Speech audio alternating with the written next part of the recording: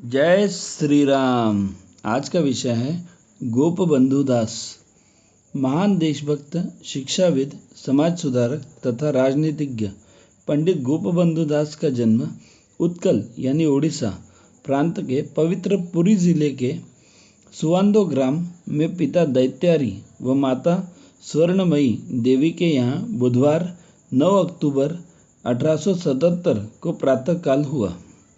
इनके पूर्वज जयपुर यानी राजस्थान से आए थे। वह कौशिक गोत्रीय ब्राह्मण थे। जन्म देने के कुछ दिन बाद ही माता का निधन हो गया। ताई श्रीमती कमला देवी ने उनका पालन पोषण किया। इनके पिता रियासत के मुख्तार थे। इनके कुल देवता विनोद बिहारी यानी श्री कृष्ण जी थे। प्रारंभिक पढ़ाई ग्राम पाठशाला में ही हुई। पिता इनको पाश्चात्य शिक्षा का विद्वान बनाना चाहते थे। परिवार जहाँ कठिन कर्मकांडी था, वहीं अंग्रेजी शिक्षा के माध्यम से जीवन की प्रगति में विश्वास करता था। 12 वर्ष की अवस्था में गदापुर की आपती नाम कन्या से गोपबंधु का विवाह संपन्न हो गया। प्राथमिक शिक्षा के बाद रूपदेईपुर के मिडिल स्कूल में प्रवेश लिया। यहाँ के बाद पुरी के हाई स्कूल में प्रवेश पा गए, जहाँ पुरी के प्रसिद्ध समाज सुधारक मुख्तार श्री रामचंद्र दास से संपर्क आया, जिन्होंने ब्राह्मणों के उत्थान के लिए उत्कल ब्राह्मण समिति बनाई। यहीं पर पंडित वासुदेव रथ से मित्रता हुई। पुरी में भयंकर प्लेग व अंग्रेज सिविल सर्जन की उपेक्षा के कारण लाशें सड़कों पर सड़ने लगी। तब गोपबंधु दास ने पुरी सेवा समिति का निर्माण कर सेवा कार्य किया। विवश हो सिविल सर्जन ने सार्वजनिक रूप से क्षमा मांगी।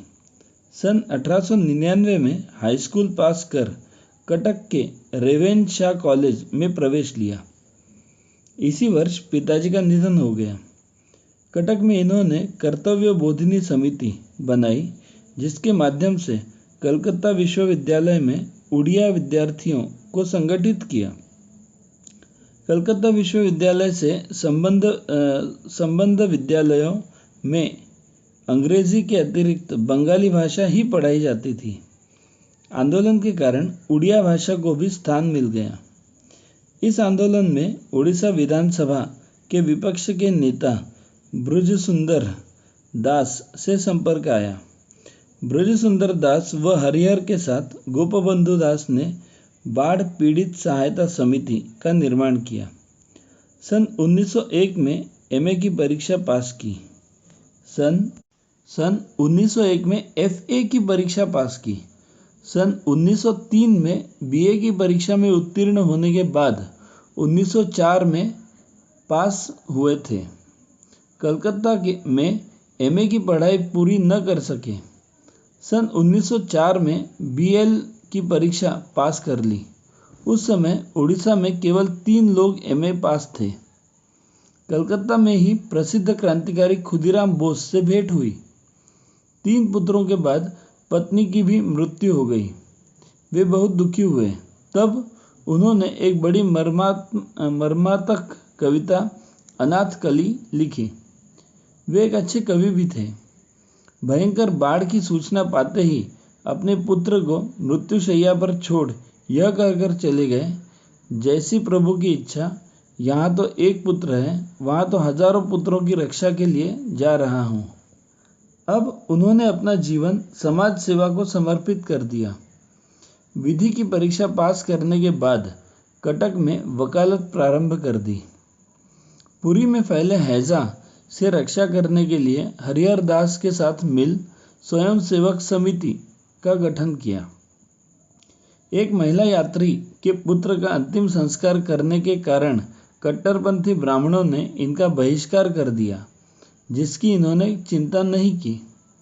इसी समय दादाभाई नौरोजी की अध्यक्षता में हुए भारतीय राष्ट्रीय कांग्रेस के अधिवेशन में दादाभाई के भाषण से अत्यंत प्रभावित हुए और कांग्रेस को अपना समर्थन देने का निश्चय किया। अगस्त 1906 में कटक में आई बाढ़ से उनकी सहायता के लिए युवा उत्कल संघ नामक संस्था बनाई।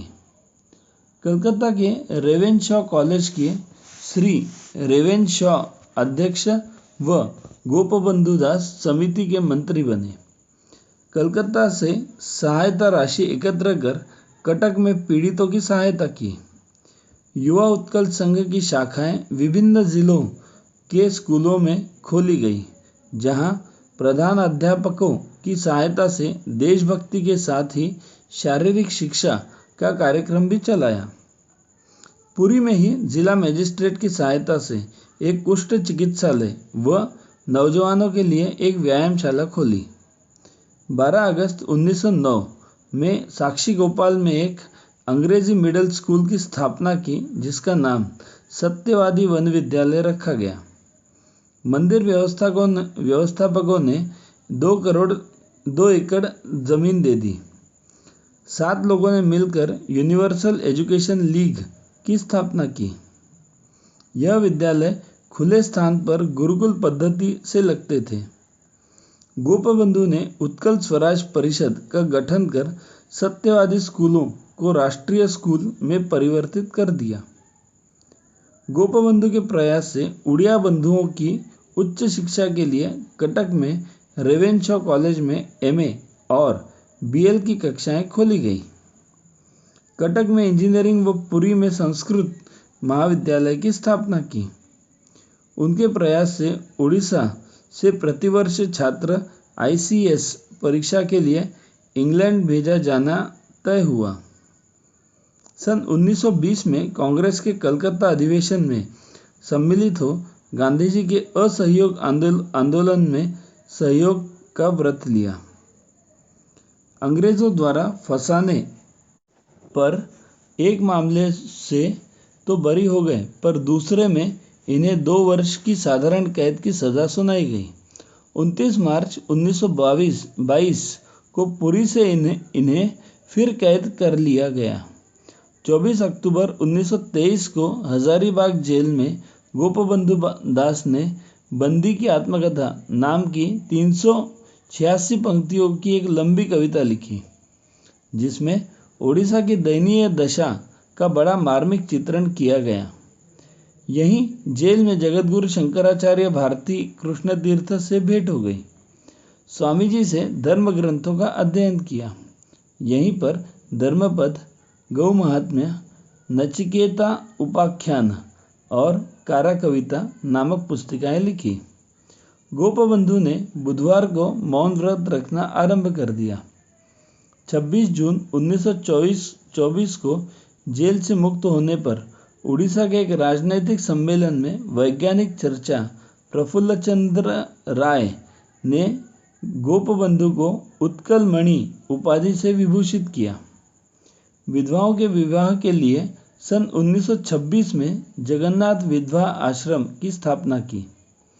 महान समाज सुधारक, गरीबों के मसीहा, प्रखर देशभक्त, महान शिक्षाविद, वर्तमान उड़ीसा के निर्माता और पिता गोपबंधु दास 17 जून 1928 को सायंकाल 7:25 पर सभी की तरह इस संसार से विदा हो गए। भारत माता की जय।